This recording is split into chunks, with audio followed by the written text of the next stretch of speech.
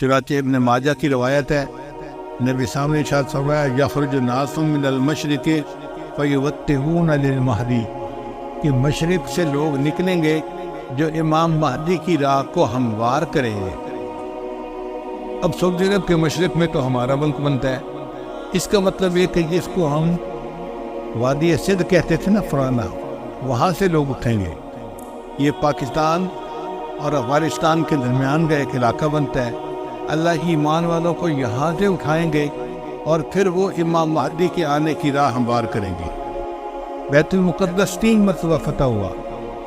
ایک مرتبہ عربوں نے فتح کیا حضرت عمر لانو کے زمانے میں بغیر لڑائی کے، کافروں نے چابیاں ہی حوالے کر دی تھی۔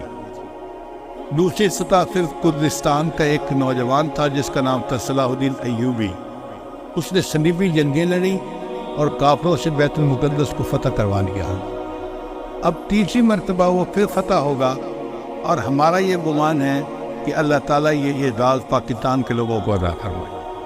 علامہ اقبال نے بہت خوبصورت شعر کہا ہے فارسی میں، خضر وقت از خلوت دشت حجاز آید برون، خضر وقت سے مراد امام مہدی، خضر وقت از خلوت دشت حجاز آید برون، کاروان زی وادی دور و دراز آید برون، یعنی زی عظیم یہ کارواں جو ہے نا یہ دور دراز سے آئے گا اور حجاز کے اندر آ کر یہ برآمد ہوگا۔ حدیث مبارکہ میں بھی ہے کہ امام مہدی آئیں گے مگر وہ چھپے ہوں گے، اپنے آپ کو چھپائیں گے۔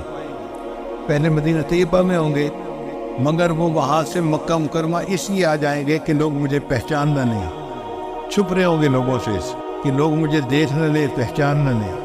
لیکن جب مکہ مکرمہ میں وہ طواف کر رہے ہوں گے تو وہ حجر اسود کے قریب آئیں گے تو ایک غیب سے آواز آئے گی کہ لوگوں یہ مہدی ہیں تو ان کی بیعت کر لو، تو لوگ ان کے ساتھ بیعت کر لیں گے اور پھر ان کے ساتھ ایک لشکر شروع ہو جائے گا۔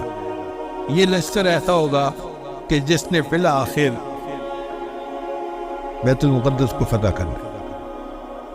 حدیث مبارکہ میں ہے کہ کالے جھنڈے یہ نیتر لوگ اٹھیں گے اور وہ اس کو جا کر بیت المقدس کے اندر گاڑیں گے، یعنی امام مہدی کے ہاتھ پہ اللہ تعالیٰ بیت المقدس کو فتح کروائیں گے۔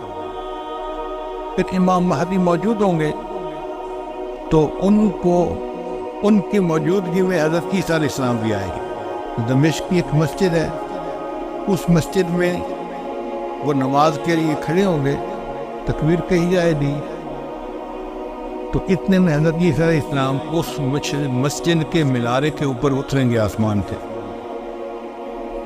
تو امام مہدی ان کو کہیں گے نہیں کہ آپ نماز پڑھائیں، اور وہ امام مہدی کو کہیں نہیں کہ آپ نماز پڑھائیں۔ چنانچہ حضرت عیسیٰ علیہ السلام کے حکم پر امام مہدی نماز پڑھائیں گے۔ یہ اعزاز ملے گا ان کو کہ حضرت عیسیٰ علیہ السلام ان کے پیچھے نماز ادا کریں۔ اب حضرت عیسیٰ علیہ السلام نبی علیہ السلام کی شریعت کے مطابق یہاں پر زندگی گزاریں گے۔ یہ ان کے لیے بھی اعزاز کہ انہوں نے دعا مانگی تھی کہ اللہ مجھے اپنے محبوب کی امت میں ہونے کا شرف عطا فرما، تو اللہ نے ان کو آسمانوں پہ بلا لیا اور پھر اللہ ان کو دوبارہ بھیجیں گے تاکہ وہ اس شرف کو حاصل کر سکے۔ پھر حضرت عیسیٰ علیہ السلام بیت المقدس آئیں گے، اتنے میں دجال بھی آ جائے گا۔ اب دجال جو ہے وہ پوری دنیا کے اندر کفر کو پھیلائے گا۔ اس کے پاس ٹیکنالوجی ایسی ہوگی کہ بارش برسے گی، کھیتیاں زیادہ ہو جائیں گی، پھل زیادہ ہو جائیں گے اور لوگ اس کے پیچھے لگ جائیں گے مادی وسائل کی وجہ سے۔ بلکہ حدیث پاک میں آتا ہے کہ اس کی پیروی کرنے والی عورتیں زیادہ ہوں گی، کیونکہ عورتوں میں مادیت پرستی زیادہ ہوتی ہے، چمک دمک ان کو زیادہ کھینچتی ہے، تو یہ دجال کے فتنے میں زیادہ گرفتار ہوگی۔ پھر حضرت عیسیٰ علیہ السلام کو جب پتہ چلے گا تو وہ دجال کی پیچھا کریں گے کہ اس کو قتل کریں۔ اب دجال وہاں سے بھاگے گا تو بھاگ کے کہاں جائے گا؟ وہ اسرائیل جائے گا، اور وہاں پر ایک جگہ ہے اس کا نام ہے باب لد۔ اس وقت بھی اسرائیل میں ایک ایئرپورٹ ہے، اس کا نام ہے لد ایئرپورٹ، شہر کا نام بھی لد ہے، اور اسرائیل والوں نے وہاں پر ایک دروازہ بنایا ہے، اس کے اوپر انہوں نے باقاعدہ لکھا ہے باب لد۔ 1400 سال پہلے نبی علیہ السلام نے فرما دیا کہ اس جگہ پر دجال پہنچے گا تو عیسیٰ علیہ السلام وہاں پر اس کو قتل کر لیں۔ بہت عرصہ میں یہ سوچتا رہا کہ دجال نے بھاگنا تھا تو کہیں پہاڑوں میں رفوش ہو جاتا۔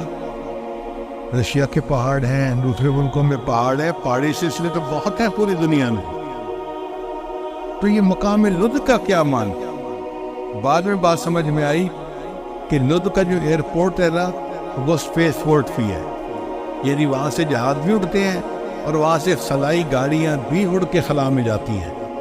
اس کا مطلب یہ کہ دجال یہ چاہے گا کہ میں لد پہنچوں اور وہاں سے اسپیس شپ میں بیٹھ کے میں خلا میں چلا جاؤں، کیونکہ دنیا تو مجھے یہ نہیں چھوڑیں گے، تو میں یہاں دنیا سے چلا ہی جاؤں۔ تو اس کی کوشش یہ ہوگی کہ میں یہاں سے خلا میں چلا جاؤں، مگر اللہ تعالیٰ فضل فرمائے گے اور عیسیٰ علیہ السلام اس کو اپنی فلائٹ لینے سے پہلے لد کے مقام پہ قتل کر لیں۔ پھر اس کے بعد عیسیٰ علیہ السلام بیت المقدس کے تخت پر بیٹھ کر پوری دنیا کے فیصلے کریں گے۔ پوری دنیا کی حکومت عیسیٰ علیہ السلام کے ہاتھ میں ہوگی۔ پھر عیسیٰ علیہ السلام صلیب کو توڑیں گے اپنے ہاتھوں سے، اور پھر یہود و نصارہ میں جو ان کی مخالفت کرے گا اس کو قتل کریں گے، حتیٰ کہ ایک ایسا وقت آئے گا کہ پوری دنیا میں ایک بھی بندہ غیر مسلم نہیں رہے گا، سارے مسلمان ہو۔ اس وقت اتنی برکتیں ہوگی، حدیث پاک میں آتا ہے کہ ایک گائے کا دودھ پورے خاندان کے لیے کافی ہو جائے گا۔ اب یہ بات تو سمجھ میں آتی ہے، آج ایسی گائے بن گئی ہیں جو 100 لیٹر دودھ دیتی ہیں ایک دن میں۔ اب 100 لیٹر تو واقعی پورے خاندان کے لیے کافی ہے، 40-50 گھروں کے لیے کافی ہو جاتا۔ یہ باتیں نبی سامنے اس وقت فرمائی جبکہ لوگوں کو اس کا تصور بھی نہیں ہو سکتا تھا۔ میرے آقا صلی اللہ علیہ وسلم کی نگاہ کیسی تھی؟ یہ نگاہ نبوت تھی جو بہت دور دیکھ لیتی تھی، کہ 1400 سال پہلے بیٹھ کر ایسی باتیں تھیں جیسے آج اپنی آنکھ سے دیکھ کے کوئی بندہ باز کر رہا ہوتا۔ پھر عیسیٰ علیہ السلام فوت ہو جائیں گے، اور اس کے بعد جو بگاڑ آئے گا نا وہ پرماننٹ بگاڑ ہوگا، اور اس کے بعد پھر قیامت قائم ہوگی علی شرار الناس، ان لوگوں پر جو سب سے زیادہ شریر لوگ ہوں گے۔ تو ایسے لگتا ہے حالات سے کہ قیامت کے بڑی بڑی نشانیاں پوری ہو گئی، اب امام مہدی کے آنے کا وقت بہت قریب ہے۔ یہ جو حالات میں اتنی بڑی تبدیلی نظر آ رہی ہے نا، یہ کسی چیز کا پیش خیمہ ہے۔